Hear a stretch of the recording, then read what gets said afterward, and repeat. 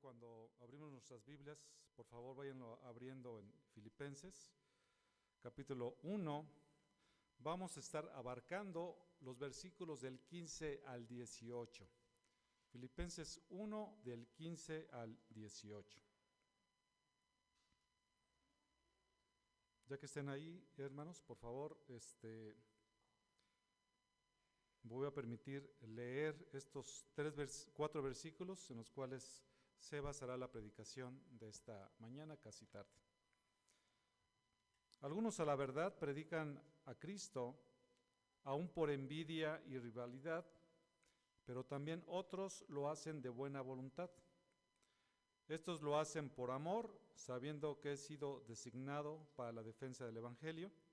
Aquellos proclaman a Cristo por ambición personal, no con sinceridad, pensando causarme angustia en mis prisiones. Entonces, ¿qué? Que de todas maneras, ya sea fingidamente o en verdad, Cristo es proclamado, y en esto me regocijo, sí, y me regocijaré. Inclinemos nuestro rostro, hermanos, para hacer una oración. Bendito Padre Celestial, en esta mañana nos gozamos, Dios, porque tu palabra es predicada. El apóstol Pablo, a través de estos pasajes, muestra su corazón, siempre corazón para contigo, Señor. Queremos en nuestras vidas siempre reflejar nuestro sometimiento a ti, sabiendo que somos tus siervos, y sabemos, Señor, que tu palabra siempre será predicada hasta que tú vengas. Bendito seas, Dios, en el nombre de Cristo Jesús. Igualmente te rogamos que tú me ayudes, Señor, en mi incapacidad, y que podamos, a través de tu Santo Espíritu, entender y aplicar tu palabra a nuestras vidas. En el nombre de Jesús, amén. Ya en las últimas sesiones, ya estamos en el primer capítulo, ya en el versículo 15, ya hemos estudiado algunos principios. Veíamos, por ejemplo, acerca del crecimiento cristiano. A saber, en estos principios estaba el crecer en amor, en santificación y para la gloria y alabanza de Dios. Lo vimos en los versículos del 9 al 11. Después analizamos que el Evangelio va a avanzar a pesar de las circunstancias. Pablo estaba preso, sin embargo, eso fue motivo para que ahí en su prisión él pudiera seguir compartiendo del Evangelio. Y que Dios, a pesar de las circunstancias, soberanamente use las situaciones para que su Evangelio sea predicado. Entonces eso nos hace ver que no hay casualidades en la obra de Dios. Ahí donde Dios nos ha puesto es porque Dios quiere que, como sus hijos, prediquemos del Evangelio. El día de hoy estaremos viendo o veremos que la predicación del verdadero Evangelio produce gozo. Cuidemos que nuestras motivaciones sean sinceras delante de Dios. Algunas veces, también, hermanos, cuando alguna persona manifiesta excelencia en lo que hace, ya sea dentro del ministerio o en nuestros trabajos del día a día, puede producir en las personas sentimientos de reconocimiento sincero. Por un lado, vemos a la persona que está avanzando dentro de una posición, por ejemplo, en una empresa, o también a través de los ministerios en la iglesia, como ahorita lo estoy repitiendo. Pero a veces también sucede que hay envidias y celos que normalmente se esconden tras la careta de la hipocresía. O sea, hay personas que te dicen, qué bueno que estás avanzando, pero por dentro están, híjole, yo no sé cómo avanzó qué habrá hecho, ¿no? Entonces, son las dos caras de la moneda. Y eso sucede, mis hermanos. Es algo que dentro de nuestra naturaleza está. En Eclesiastés capítulo número 4, versículo 4, precisamente Salomón nos recuerda esto. Dice, he visto asimismo que todo trabajo y toda excelencia de obras despierta la envidia del hombre contra su prójimo. También esto es vanidad y aflicción de espíritu. Les leí la versión de la Reina Valera. Y esto pasa, como les comento, en la vida cotidiana. Cuando alguien avanza y tiene éxito, se despiertan envidias. Y aún puede pasar en la misma iglesia, puede surgir esto, como lo veremos más adelante. Y esto era lo que Pablo estaba viviendo mientras estaba preso en Roma. Recuerden que Pablo está preso, está bajo la guardia pretoriana, Y cuando Pablo llega a Roma, resulta que el Evangelio ya estaba ahí, ya existía. Considera, y recordemos que por ejemplo, la carta de los Romanos se escribió aproximadamente en el año 57 después de Cristo. Y él estuvo encarcelado alrededor del año 61 después de Cristo. Entonces ya había cristianos, ya había una iglesia ahí en Roma, y Pablo estaba consciente que su presencia generaba incomodidad, principalmente en algunas personas. No porque él lo quisiera así, sino que algunos estaban reaccionando equivocadamente y veían que ante la fama del apóstol, su prestigio se veía vulnerado, el prestigio de estas personas. Por otro lado, ante estas circunstancias, tanto él como otros, estoy hablando acerca de Pablo, estaban proclamando el Evangelio por las motivaciones correctas. Y esto producía gozo por cuanto el Evangelio se estaba predicando. Entonces vemos esta situación donde tenemos que analizar cuáles son nuestras motivaciones al momento que nosotros estamos predicando el Evangelio o haciendo cualquier otra cosa. Eso es sumamente importante. En primer lugar, veremos que su gozo que él tenía era porque Cristo fuera predicado. Y ese gozo permanecía a pesar de que lo que estaban haciendo otras personas fuera hecho por motivos falsos. Y este es nuestro primer punto. Entonces, vemos que algunos a la verdad, dice el versículo número 15, predican a Cristo aún por envidia y rivalidad.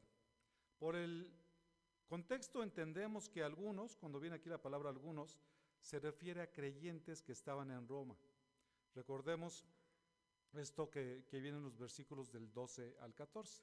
Entonces vamos a recordarlo leyéndolo, que dice la Escritura, ahí estamos en Filipenses, ¿verdad? Y quiero que sepáis, hermanos, que las circunstancias en que me he visto han redundado en el mayor progreso del Evangelio, de tal manera que mis prisiones, por la causa de Cristo, se han hecho notorias en toda la guardia pretoriana y a todos los demás. Entonces, ahí está implícitamente hablando acerca de que esos algunos, eran algunos creyentes que estaban precisamente ahí en Roma. Entonces, vemos que en ese tiempo la guardia pretoriana hasta entonces no había sido alcanzada, a pesar de que había una iglesia, pero Dios soberanamente puso en la prisión a Pablo para que precisamente se diera todo esto. Entonces, estos predicaban el Evangelio, algunos de estas personas, incluyendo a Pablo, verdaderamente, ciertamente, sin ninguna duda. También encontramos en contraste que lo hacían por motivos falsos e hipócritas. Los creyentes inmaduros son propensos a la envidia, a la rivalidad, como más adelante veremos. Entonces, son creyentes, evidentemente que eran inmaduros, que ellos querían tener una preeminencia específicamente dentro de la iglesia. Y eso realmente hace que algunas personas, si tienen ese tipo de emociones y sentimientos en sus corazones, es una cuestión peligrosa, porque a pesar de que ellos están predicando el Evangelio, noten lo que dice aquí al principio del versículo 15, algunos a la verdad predican a Cristo. Pablo, por supuesto, no les está reconviniendo a ellos acerca del contenido del Evangelio. El contenido del Evangelio, que aún esas personas que estaban con motivaciones equivocadas lo tenían correcto, Pablo no les estaba señalando eso. Este Evangelio lo tenían claro en sus mentes, ellos sabían quién era Dios, sabían que Dios era santo, amoroso, justo, etc. También sabían acerca del hombre, ¿no? Que su condición era pecadora, alejada de Dios, como dice Romanos 3, del 10 al 12. Tenían la necesidad apremiante del Salvador, de nuestro Señor Jesucristo, quien padeció, murió y resucitó al tercer día, para que todos aquellos que se arrepintieran y creyeran en su sacrificio sustitutorio pudieran ser salvos. El Evangelio bendito del perdón de pecados, solo por gracia y no por las obras de la ley. Este era el mensaje del Evangelio y ellos lo estaban predicando tal cual, porque Pablo no les estaba diciendo que estaban equivocados. Porque si ellos se hubieran equivocado en cuanto al Evangelio, por supuesto Pablo se los hubiera señalado inmediatamente. Más adelante habla acerca de falsos maestros, pero estas personas en particular no estaban en este contexto. Si alguien hubiera predicado algo diferente, seguramente les hubiera dicho algo como, por ejemplo, escribió a los Gálatas en el capítulo 1, versículo 6. Dice, me maravillo que tan pronto hayáis abandonado al que os llamó por la gracia de Cristo para seguir un evangelio diferente. Entonces sabemos que Pablo está escribiendo a los Gálatas en contra de las enseñanzas de los judaizantes. Este no era el caso. También en 2 Corintios 11:4, el apóstol Pablo les escribió, porque si alguien viene y predica otro Jesús, aquí está, a quien no hemos predicado, o recibís un espíritu diferente que no habéis recibido, o aceptáis un evangelio distinto, nuevamente, que no habéis aceptado, bien lo toleráis. Entonces Pablo, por supuesto, le estaba cuidando a la iglesia, estaba cuidando la doctrina, y aquí no era el caso, no era el tema, sino que estas personas realmente lo que estaban haciendo es que estaban predicando a Cristo por envidia y rivalidad. Por envidia y rivalidad, que eran por supuesto motivos erróneos. Entonces el contenido del evangelio estaba correcto, las motivaciones eran las que eran incorrectas. Ellos sentían envidia. ¿Qué era la envidia? ¿O qué es la envidia? Es el sentimiento de disgusto producido al ser testigo u oír de la prosperidad de otros. Ajá. Cuando tú de repente sientes algo dentro de tu estómago, cuando a alguien le va bien, eso significa que dentro de tu ser se está moviendo la envidia. ¿Qué es eso, no? Es un disgusto que en ese momento viene dentro de ti por ser testigo o oír de la prosperidad de otros, ¿no? ¿Ya te enteraste qué bien le va a esta persona? Desde que salió ya se compró 2 casas, 3 carros, y empieza dentro de nosotros a generar este tipo de cosas, ¿no? Y es algo que puede suceder. Y esa es la envidia. Y siempre cuando hablamos de la envidia, tiene un sentido malo. ¿Se acuerdan de Judas? Quien entregó al Señor Jesucristo. Dice Mateo 27:17, por lo cual, cuando ellos se reunieron, Pilato les dijo, ¿a quién queréis que os suelte? ¿A Barrabás o a Jesús llamado el Cristo? Porque él sabía, fíjate, Pilato sabía que le había entregado por envidia. Entonces, el que nosotros podamos aceptar o abrazar la envidia dentro de nuestros corazones, eso nos puede llevar a conflictos y problemas bien grandes, hermanos. Si tú de repente sientes eso, sientes que de repente hay alguna persona que dices, híjoles, ¿cómo habrá llegado allá? ¿O cómo le haré para llegar a esa posición específicamente? Es el momento de detenerse y pedirle perdón a Dios. Esta parte de la envidia, por supuesto, está incluida dentro de la lista de características de quienes niegan y no se sujetan a Dios. En Romanos 1:29, veíamos parte de Romanos hoy en la mañana en el estudio, en el versículo 20 específicamente, pero aquí en el versículo 29 dice, estando llenos de toda injusticia. Son personas que han abandonado a Dios, que no han aceptado a Dios y están llenos de todas estas cosas. Evidentemente nosotros como cristianos, de repente, eventualmente pudiéramos ser invadidos por este tipo de sentimientos, pero no es algo que nos caracterice. En el momento que nos damos cuenta, inmediatamente paramos, nos detenemos, le pedimos perdón a Dios y corregimos el camino. Si continuamos ahí, eso significa que pudiera haber un problema mayor en nuestras vidas. Repito el 29. Estando llenos de toda injusticia, maldad, avaricia y malicia, colmados, fíjate, colmados, están llenos hasta el tope de envidia, homicidios, pleitos, engaños y malignidad, y termina diciendo, son chismosos. Entonces, todo eso es una lista de situaciones que pueden suceder y que normalmente son características de aquellas personas que no tienen a Cristo en su corazón.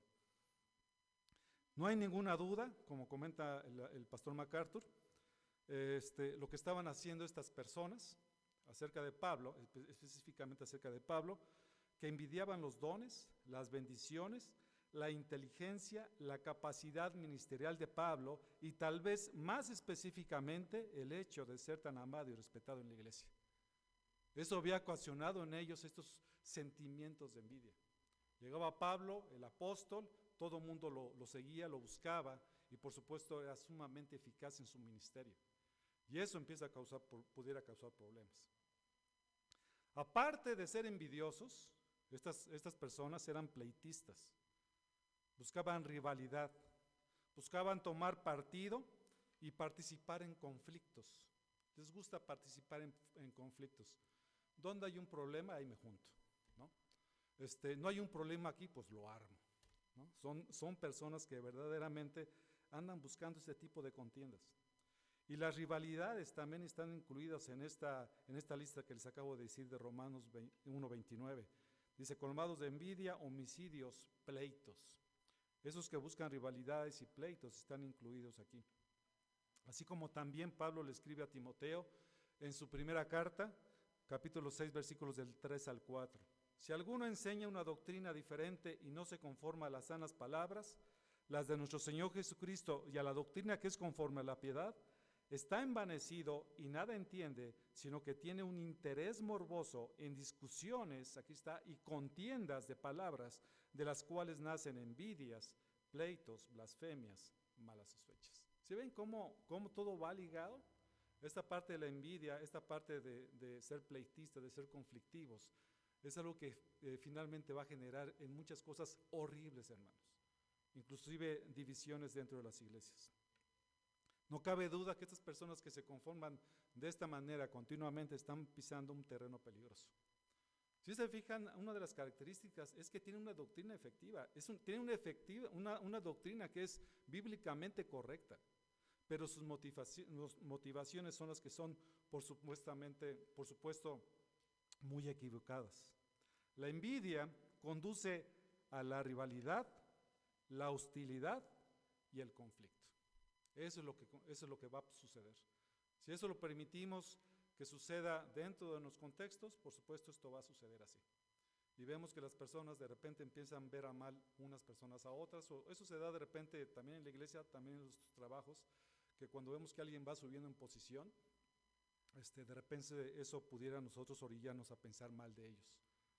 Pero cuando eso empieza a suceder, hermanos, en su corazón tenemos que parar y darle gracias a Dios por esa persona. Y es más, si podemos ayudarle, ayudémosle.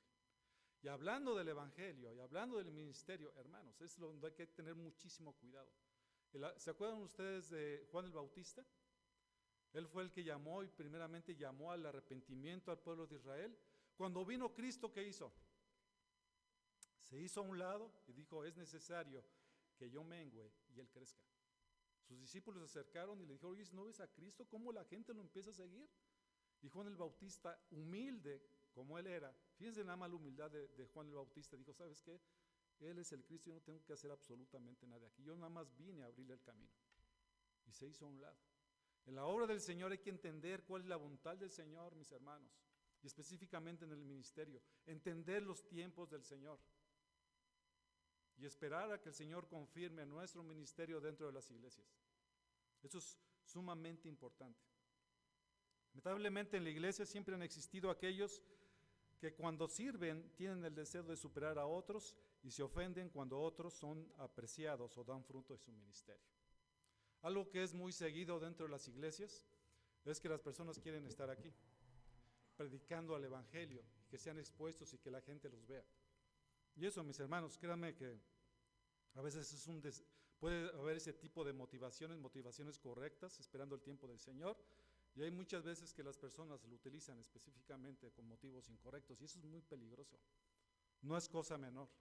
Por eso es que tanto el pastor Samuel y yo cuidamos mucho acerca de quién se para en este púlpito. Porque lo que se explica aquí y lo que se habla aquí y la palabra del Señor, por supuesto, es de una responsabilidad enorme. Y por supuesto, también es nuestra responsabilidad identificar los dones dentro de la iglesia y entender a quiénes Dios ha llamado para el ministerio. Y eso es algo importante, y nosotros como siervos del Señor, como pastores de la iglesia, tenemos que ser sensibles a eso y no oponernos ante la obra del Señor. Fíjense nada más lo que les acabo de decir. No oponernos a la obra del Señor. Muchas veces algunos pastores hacen eso. Con tal de que personas, hermanos en Cristo, no suban, los mantienen ahí. Cuando quizás ellos tienen mayores dones, mayores capacidades, y ya el tiempo del Señor está para que estén ahí. Mientras tanto, y esto no lo confirma el Señor, lo que bien haríamos sería esperar el tiempo del Señor para que el Señor confirme. Esto es lo mejor. Entonces, y buscar nuestras motivaciones. Entonces, eso nos ayuda a preguntarnos, bueno, ¿qué me motiva a mí para servir? ¿Estoy motivado realmente por amor a Dios? ¿Estoy motivado por servir a los hermanos? Me gozo cuando alguien sube dentro de la iglesia, hablando de la iglesia o en mis trabajos, o estoy realmente empezando a tener problemas dentro de mi ser. Entonces, no debe ser así, no debemos de ser envidiosos, porque todo siervo de Cristo debe seguir el ejemplo del Señor, servir en humildad y amor. Es muy triste y lamentable ver hoy en día esto en las iglesias, en los servidores y líderes, iglesias divididas por estas circunstancias. Cuando se permite que ese cáncer esté dentro de las iglesias, tarde que temprano se van a dividir si es que no se corrige. Estos creyentes inmaduros, aparte de ser envidiosos y buscar contender, su proclamación lo hacían también por ambición personal. Una característica que eran ambiciosos, lo hacían con un espíritu pleitista y también lo hacían por ambición personal. Tenían un doble propósito dentro de lo que ellos estaban buscando. ¿Qué significa esto de la ambición personal? Por ejemplo, Aristóteles, ¿ustedes recordarán quién es Aristóteles? Fue un filósofo griego que nació en 384 a.C. Él consideraba la ambición personal como una búsqueda egoísta de un cargo político por métodos desleales. Luego llegó a significar de aquellos que se rebajan a sí mismos por el lucro, es decir, conseguir lo que ellos esperan a pesar de cualquier cosa y lo que le cueste. En nuestro contexto, y esto lo podemos ver muy claramente con los pastores de la prosperidad, buscan solamente su beneficio económico, lucran con el evangelio, viven en mansiones, viajan en jets, se compran sus jets, y es una serie de cosas donde finalmente lo que ellos están buscando es eso, la ambición personal. En Romanos 2:8, Pablo dice, pero a los que son ambiciosos, aquí está, y no obedecen a la verdad, sino que obedecen a la injusticia, les espera ira e indignación. Tarde que temprano esa misma ambición se va a mostrar y el Señor la va a juzgar en su momento. Entonces la ambición personal se refiere a aquellos que buscan una ganancia inmediata, que son contenciosos, que tienen una ambición egoísta, que antepone el interés propio al ajeno, lo que suele acarrear un perjuicio a los demás. Subir o escalar posiciones a cualquier costo. Y esto lo vemos en todos los aspectos. ¿Qué necesito hacer para alcanzar a ese puesto en particular, por ejemplo, ahí en la empresa donde tú trabajas? Pues lo que tienes que hacer es primero pasar por esta persona, en esta posición de esta persona. Ok, ¿y cómo le hago para pasar sobre esta persona? Y hay muchas cosas que se pueden hacer, hermanos, que no les voy a dar ideas. Pero la gente que anda buscando las posiciones, hacen precisamente eso. Y a veces es mal entendido esta situación. Recuerdo de una persona que entró a trabajar en una empresa y de repente su jefe empezó a tratarlo muy mal. A tal forma, ¿ustedes han escuchado esta parte del micromanagement? ¿Sí lo han escuchado? Ok, a los que no, a él se los explico. El micromanagement se refiere a cuando a tu jefe ya no quiere que estés con él. Pero dentro de las políticas de la empresa son cuidadosos de no correr a las personas. Entonces lo que empiezan a hacer es que los empiezan a presionar a las personas, los orillan a que todo lo que ellos hacen, lo más mínimo, juzgan que lo hicieron mal. Entonces empiezan a socavar la seguridad de esta persona hasta que los hacen polvo y esas personas salen de las empresas. Eso es el famoso micromanagement. Entonces, algunas personas lo hacen así para llegar a esa ambición egoísta. Y en el ejemplo que les quería decir, a veces la gente se confunde y dice eso, como eso a lo mejor estas personas lo hicieron, porque recuérdense que el león piensa que todos son de su condición. Lo que sucedió con esta persona es que finalmente pudo hablar con él, decirle, fíjate, yo no quiero tu posición, yo lo que vengo aquí es a trabajar nada más, ¿no? Déjame hacerlo. Cuando lo entendió, se suavizó porque supo entonces que esta persona realmente no estaba buscando tirarlo a él. Pero en medio de los trabajos, esto de repente empieza a suceder. Pero hay que entender qué es lo que Dios está trabajando en nosotros. Eso no significa que nosotros no podamos buscar alguna posición en particular, pero hay que hacerlo siempre de una forma correcta delante del Señor y ser temerosos del Señor. Y el Señor dará en su tiempo esa oportunidad que va a ser magnífica.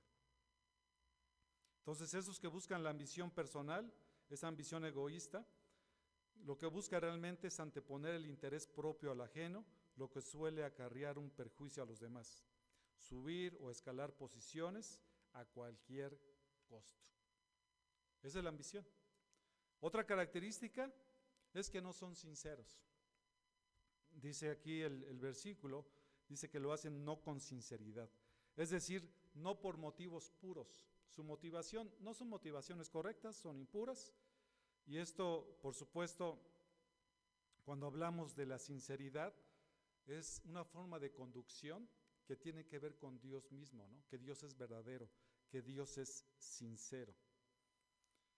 Y también lo hacían estas personas pensando causar angustia en sus prisiones al apóstol Pablo, como dice al final del versículo 17.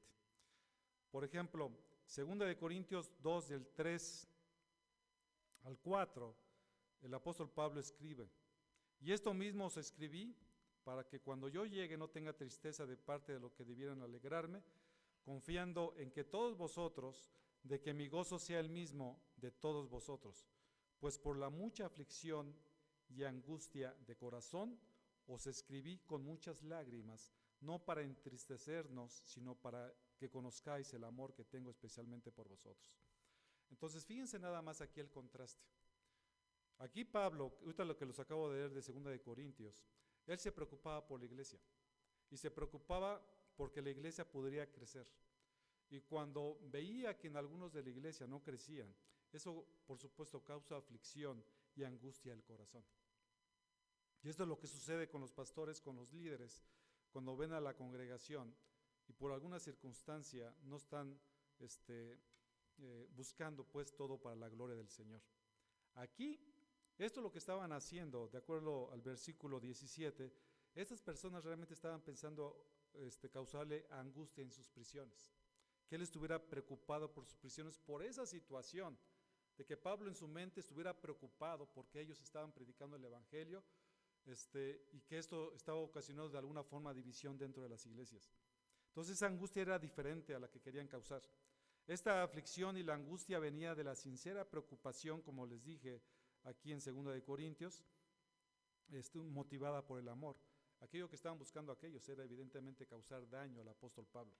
Aquellos querían causarle angustia, que si no la tenía, si Pablo estaba tranquilo, ellos lo que estaban buscando y deseaban y pensaban y consideraban y suponían que en sus prisiones Pablo desarrollaría la aflicción de espíritu. Que al saber eso, de que ellos estaban predicando el Evangelio mejor que él, según ellos, esto a Pablo le consideraba un afán específico. Y recordemos que Pablo estaba encadenado por la causa de Cristo. Y estas personas querían que Pablo viviera en este estrés constante, bajo una presión asfixiante, es decir, sin paz ni gozo. Tal era la envidia que tenían esas personas que no querían que Pablo estuviera con gozo en medio de la cárcel. Querían añadir a él aflicción. ¿Pero qué creen? Ocurría exactamente lo contrario. En lugar de que su aflicción creciera, lo que crecía era su gozo, porque el Evangelio de Cristo era predicado. Y tú te preguntas, bueno, ¿por qué querrían algo así? Cuando yo estaba escribiendo esta predicación dije, bueno, es que hasta ilógico es lo que están ellos pensando ahí.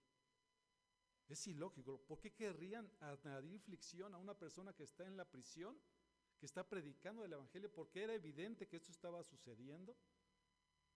Y es algo totalmente ilógico que solamente se puede explicar desde el punto de vista del pecado. El pecado lo que hace es eso, es engañar.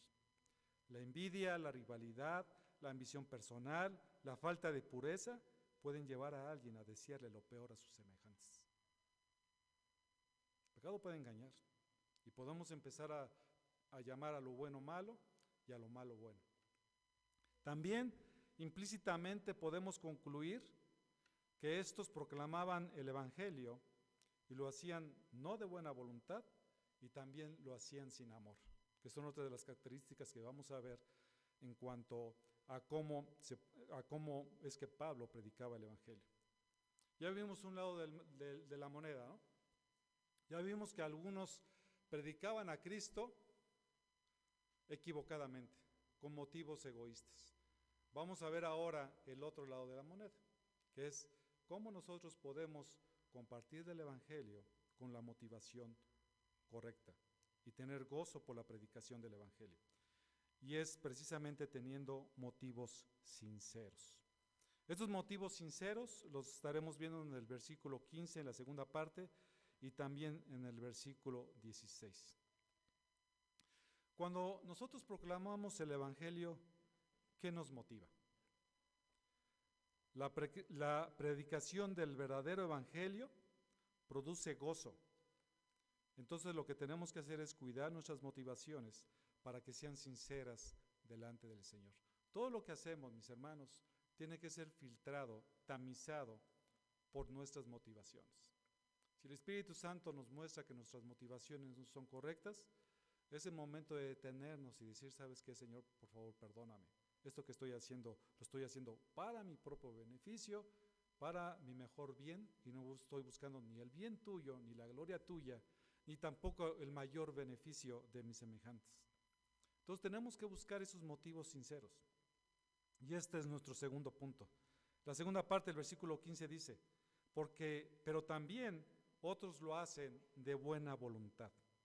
Otros proclamaban realmente el Evangelio con buena voluntad. Es decir, estaban en un estado o condición de estar amablemente dispuestos, dirigidos por la bondad hacia Pablo, su misión y por extensión a las personas, y por supuesto esto motivado por tener la complacencia de Dios. Siempre buscaban la complacencia de Dios. ¿Por qué predicamos el Evangelio, mis hermanos? ¿Te has preguntado eso? Vas y predicas el Evangelio porque es una parte de las actividades de la iglesia. Predicas el Evangelio porque finalmente Dios nos está mandando que prediquemos el Evangelio, pero dentro de nuestras motivaciones, en el interior de nosotros, ¿qué es lo que realmente nos mueve? ¿Un beneficio propio quizás? Es una situación que nosotros tenemos que estar cuidando continuamente. ¿Cómo lo hacemos? Y debe ser hecho con amabilidad, con bondad. En el versículo 16 dice también que lo hacían por amor. Dice el versículo 16, esto lo hacen por amor, sabiendo que he sido designado para la defensa del Evangelio. Un elemento primordial para predicar el Evangelio o cualquier otra cosa, mis hermanos, es el amor. Debe ser motivado por el amor. Pablo lo hacía por amor a Dios y también por amor al prójimo. Ya hemos hablado otras veces en qué se reduce la ley, ¿no? El amor a Dios y al prójimo, simple y sencillamente. Entonces, el amor siempre se ve expresado a través de las acciones. Lo hemos repetido una y otra vez. ¿Cómo tú puedes manifestar que amas a alguien? A través de las acciones, ¿no? ¿Cómo sabe su esposa que es amado por su esposo? Pues a través de las acciones, de cómo la está tratando, cómo la está cuidando, cómo le está haciendo crecer en el Evangelio. Si eso, por supuesto, no está dentro de un matrimonio, si la esposa te dice es que siento que no me amas, ¿sí se han fijado eso que continuamente nos preguntan, oye, sí me amas? Mi hermano, cuando te diga eso su esposa, de veras pon las antenitas de vinil, diría el Chapulín Colorado, en acción, porque algo está pasando. Algo está faltando ahí, que tu esposa está esperando que tus acciones sean reflejadas en acciones más específicas.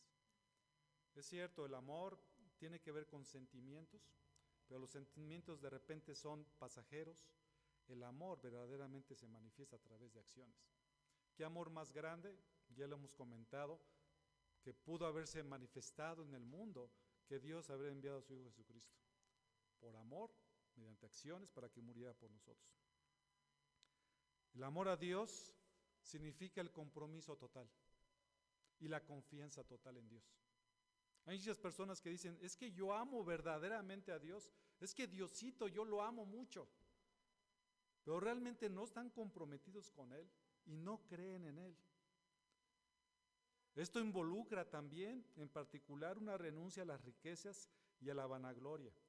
También exige la resistencia a la persecución, que es una prueba de fuego de la lealtad del amor. sea, dentro de todo lo que Dios ha diseñado para que nosotros entendamos, Dios sabe perfectamente cómo están nuestros corazones, mis hermanos. No hay ninguna duda. Pero las aflicciones, las pruebas están dadas para que nosotros nos demos cuenta de qué estamos hechos y podamos depender del Señor. Cuando tú estás en una prueba, lo que tienes que considerar es que Dios se está tratando con tu carácter y está moldeándola como Cristo Jesús para ver en dónde están tus fidelidades y si realmente tu confianza está en Dios. Por eso es que cuando alguien cree, y eso hemos visto en Mateo 13 con la parábola del sembrador, hay que esperar un tiempo para ver cómo germina esta semilla. Y si después de un tiempo da fruto, significa que realmente Cristo vive en sus corazones. Si se apartan en un poco tiempo, por supuesto, eso es algo inequívoco, de que esas personas seguramente o probablemente no son salvas. Entonces eso nos viene a la pregunta de decir, bueno, entonces, ¿cómo manifestamos que amamos a Dios realmente? ¿Sí te has preguntado eso? ¿Cómo puedo yo, si yo digo que amo a Dios, ¿cómo lo puedo yo comprobar? ¿Cómo lo puedo manifestar? Es muy sencillo, mis hermanos, cuando le obedecemos, cuando guardamos sus mandamientos. Si no guardamos sus mandamientos, no podemos decir que le amamos. El amor se manifiesta en acciones. Dios te manda a hacer algo y lo hacemos. Yo no entiendo, hermanos, no lo entiendo. ¿Cómo alguien que se dice cristiano, después de un tiempo que ha dicho que ha creído, uno de los primeros mandamientos y ordenanzas que Dios manda es que se bauticen? ¿Por qué pasan años y años y años y las personas ni siquiera están dispuestos a sumergirse tantito en el agua para mojarse? Y no es eso, pues, estoy hablando de una forma sencilla de ver la situación, y yo sé que es una situación que conlleva una identificación con Cristo, pero es una manifestación básica, primaria de que alguien ha creído en Cristo Jesús. Cuando el eunuco creyó, lo primero que dije, ¿qué impide que yo sea bautizado? Inmediatamente dijo, ¿qué tengo que hacer para obedecer a Dios?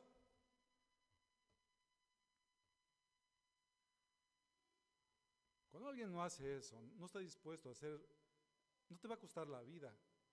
Antes a los primeros cristianos, cuando tenían que bautizarse, les costaba la vida y muchos de ellos ahí los mataron. Entonces, cuando alguien no hace eso, mis hermanos, mi única conclusión, perdónenme, yo me puedo equivocar y seguramente me voy a equivocar. Pero yo digo, realmente me pregunto, ¿esta persona ha confesado a Cristo en su corazón o no? Y ahí me quedo, mis hermanos, ahí me quedo. Eso ya es una cuestión entre esa persona y Dios mismo.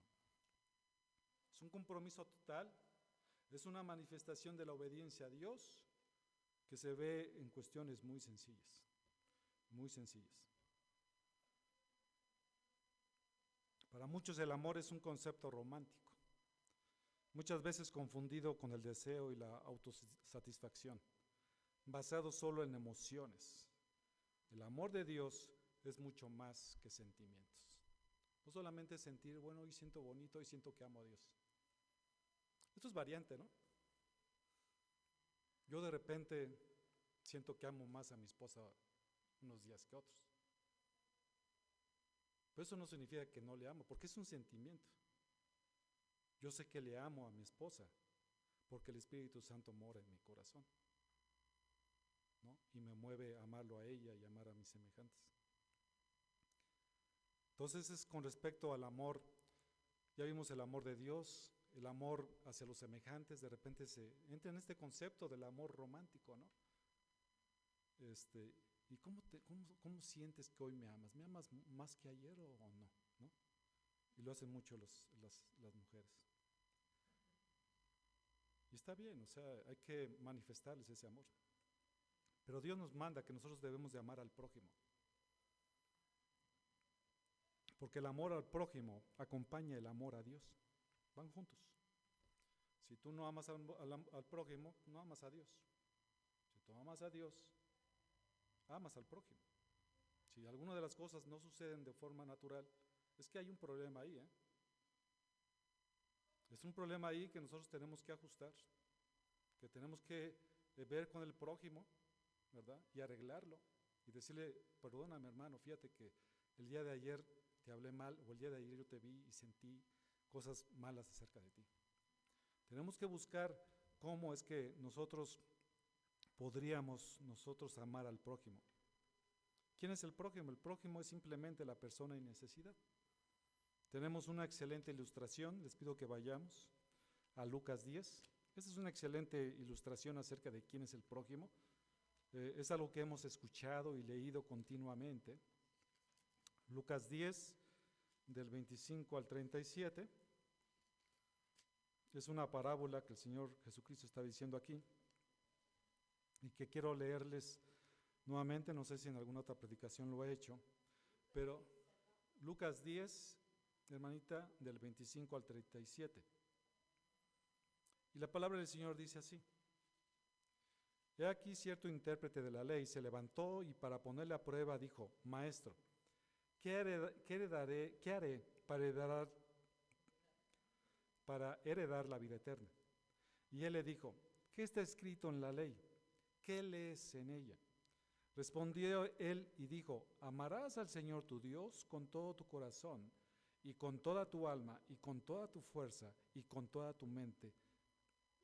Y termina diciendo el versículo 27, y a tu prójimo como a ti mismo. Entonces Jesús le dijo: has respondido correctamente, haz esto y vivirás. Pero queriendo él justificarse a sí mismo, dijo a Jesús: ¿y quién es mi prójimo? Respondiendo Jesús dijo: ciertamente, cierto hombre, bajaba en Jerusalén a Jericó, y cayó en manos de salteadores, los cuales después de despojarlo y de darle golpes, se fueron, dejándolo medio muerto. Por casualidad, cierto sacerdote bajaba por aquel camino, y cuando lo vio, pasó por el otro lado del camino. Versículo 32.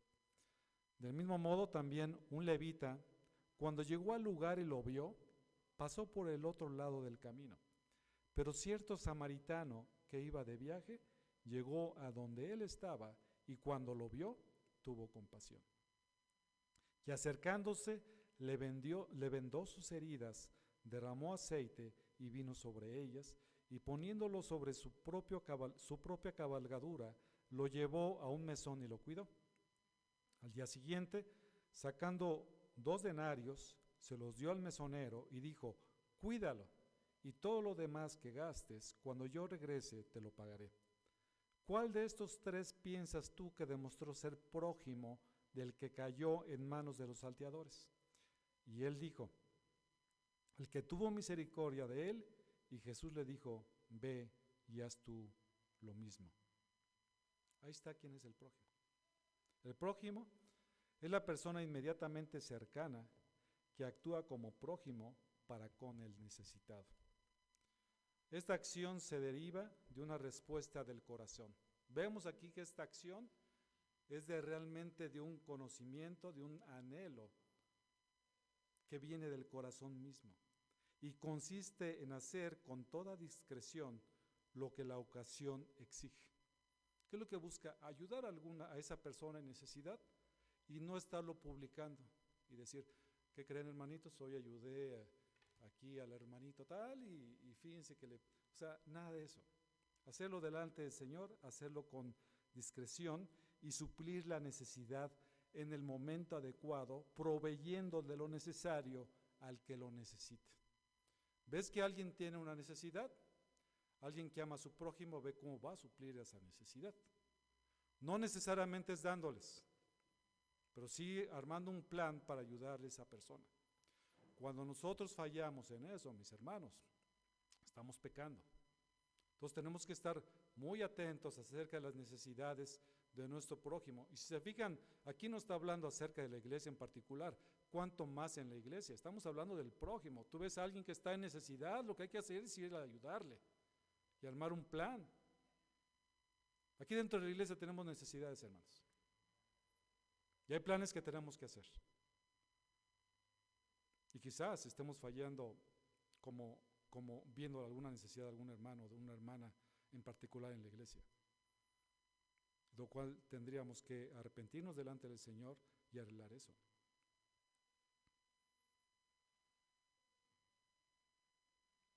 Predicamos a Cristo con amor, es una motivación, y eso es lo que rige todo lo demás.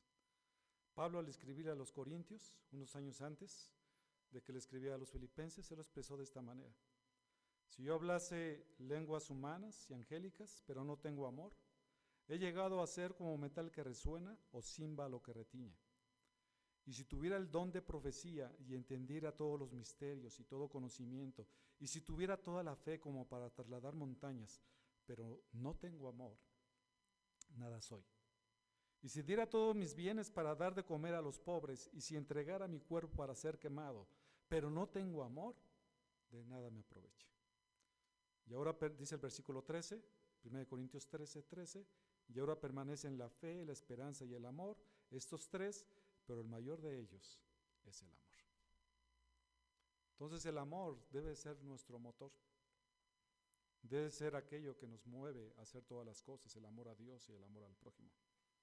Los que predicaban por amor sabían que Pablo había sido designado, dice el versículo 16.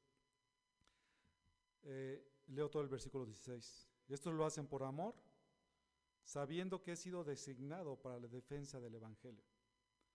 Sabían ellos que Dios había colocado y había designado a Pablo. Pablo no era ningún hijo de vecino que había sido colocado porque dentro de una iglesia todos votaron, bueno, ¿y ahora quién va a ser el pastor? No, pues aquel, ¿no? Es el que más sabe, y lo ponen dentro de la iglesia. Aquí Pablo, por supuesto, había llevado un proceso antes de llegar a ser y estar en su ministerio, de haber sido llamado por Dios. Habían pasado muchos años. Y Pablo había sido colocado por Dios para defender el Evangelio ante cualquiera. De ahí que Pablo, por supuesto, al haber sido colocado por Dios, había sido puesto por Dios con un ministerio especial y era reconocido por los hermanos. Por eso es importante que dentro de la iglesia, cuando alguna persona ha sido nombrado como pastor, la iglesia tiene que confirmar esto, ¿no? Como viniendo de parte del Señor. Y por supuesto, hay un filtro muy específico que ya hemos hablado anteriormente acerca de quién puede ser. Y de esa forma tú te puedes dar cuenta si es o no llamado por Dios, aparte de los anhelos, etc. Esto es caso de otra predicación. Pero Dios, por supuesto, había colocado a Pablo como para llevar su nombre en medio de los gentiles y como apóstol. Esto lo pueden checar ustedes en Hechos 9, del 15 al 16. Vemos que Dios mismo lo designó y esto era conocido por muchos. Hoy en día hay tantos pastores que no han sido llamados por Dios a este ministerio, pero también hay otros muchos que han sido llamados por Dios para cuidar de la grey de Dios. No es un asunto menor, es una gran responsabilidad.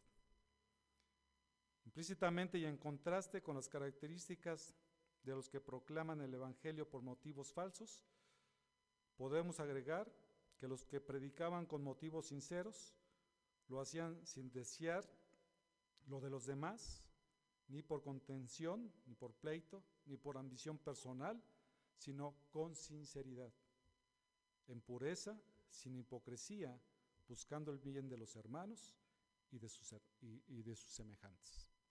Finalmente, el versículo 18, regresando a Filipenses 1:18, después de que da estos contextos de las dos motivaciones diferentes, entonces, ¿qué? Dice el apóstol Pablo, que de todas maneras, ya sea fingidamente o en verdad, Cristo es proclamado y en esto me regocijo, sí, y me regocijaré.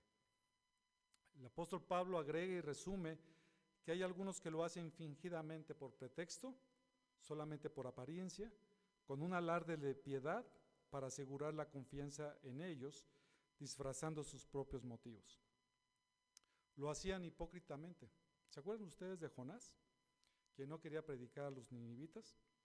Sin embargo, Dios lo usó para que al comunicarles el mensaje verdadero de Dios, ellos se arrepintieran. Vemos que el contenido del mensaje fue correcto. La palabra de Dios, dice Isaías 55, va a hacer aquello por lo cual Dios lo mandó.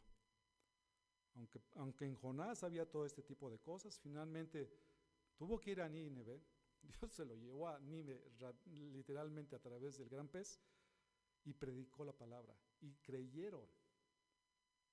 Y Dios utilizó en ese momento a Jonás. Y otras personas predican en verdad, en contraste de los que hacían por apariencia, sin ocultar nada, de forma auténtica, con un sincero interés por dar a conocer el evangelio de salvación. Sea como fuera, de cualquier manera, mientras Cristo fuera proclamado, Pablo se regocijó. Estás predicando la palabra del Señor, no importa los motivos que haya detrás de eso, Dios lo juzgará en un momento, pero por cuanto se está predicando el evangelio, dice Pablo, yo me regocijo, me estoy regocijando ahora y me seguiré regocijando hasta el día de Cristo, porque el evangelio sea predicado. Porque sabía que los hombres son pecadores y que necesitan efectivamente de un Salvador que es Cristo Jesús. ¿Y quiénes les van a predicar el evangelio? Nosotros, hermanos. No podemos quedarnos callados.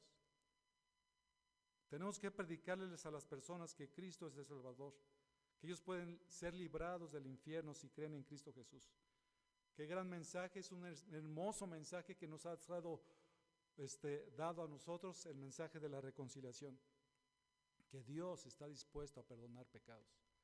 Y Dios está dispuesto, si tú has creído en Cristo Jesús, a perdonar tus pecados. No esperes más. ¿Qué esperas? ¿Te has dado que tu vida ha sido una constante evidencia de que no amas a Dios ni que guardas sus mandamientos? Lo que necesitas es arrepentirte verdaderamente y rendirte a Dios y creer en el sacrificio de Cristo. En conclusión, la predicación del verdadero evangelio produce gozo. Cuidemos que nuestras motivaciones sean sinceras delante de Dios. La doctrina, por supuesto, es importante al proclamar la palabra de Dios. Tenemos que entender muy bien cuál es el evangelio y cuál es el mensaje. Nuestras motivaciones, créanme que no es lo más importante delante del Señor. Importante es que su palabra sea predicada delante de Dios. Ya nuestras motivaciones Dios las juzgará en aquel día. Mientras tanto, somos llamados a predicar del evangelio. Y mientras se predique el evangelio, Pablo se regocija y nosotros como iglesia nos debemos de regocijar cuando se está predicando el evangelio. Hay gozo cuando se predica el verdadero evangelio. Hay gozo en el cielo cuando un pecador se arrepiente. Vamos a orar más. Eterno Padre Celestial, cuán hermosa es tu palabra, porque evidentemente Dios nos mueve a que nosotros seamos confrontados también y que podamos ajustar, Señor, nuestras motivaciones. ¿Por qué hacemos las cosas? ¿Cómo es que predicamos tu palabra, Dios? Pecadores como somos, Padre, muchas veces nos equivocamos. No deberíamos de hacerlo como tú, Señor, lo demandas. Perdónanos, Dios. Ayúdanos, tú sabes lo que somos polvo. Que si no fuera por nuestro bendito Salvador, tu Hijo Jesucristo, a quien tú enviaste, nosotros mereceríamos el infierno mismo. Pero tú, por tu gracia, Dios, tuviste misericordia, alargaste nuestras manos, nos sacaste del heno y de la desesperación, y ahora, Señor, nos queremos rendir a ti en agradecimiento por lo que tú has hecho en la cruz al enviar a tu Hijo. Gracias porque tu Hijo derramó su sangre por nosotros. Pero no se quedó en la cruz, Señor, sino que Él resucitó al tercer día. Y esto lo hizo para nuestra justificación. Ahora la justicia de Cristo Jesús está en nosotros. El justo por los injustos para llevarnos a Dios. Señor, que nuestras vidas sean caracterizadas por aquellas vidas que viven en agradecimiento continuo por lo que tú has hecho en nuestras vidas. Ayúdanos, Señor, a que prediquemos el evangelio aprovechando las oportunidades que tú pones delante de nosotros. Gracias, bendito Padre, por tu hermosa palabra. Gracias por el corazón de Pablo. Gracias por su corazón, Señor, que tú transformaste, el cual se gozaba de que tu palabra fuera predicada. Un hermano humilde, un hermano que sabía su posición y quien siempre buscaba darte la gloria a ti en cada momento. Gracias, Dios. Te rogamos que tú nos guardes y nos ayudes y que podamos poner en práctica todos estos conceptos, Señor, por amor a ti. Gracias, Dios, te damos en Cristo Jesús. Amén. Que Dios les guarde, mis hermanos. Estamos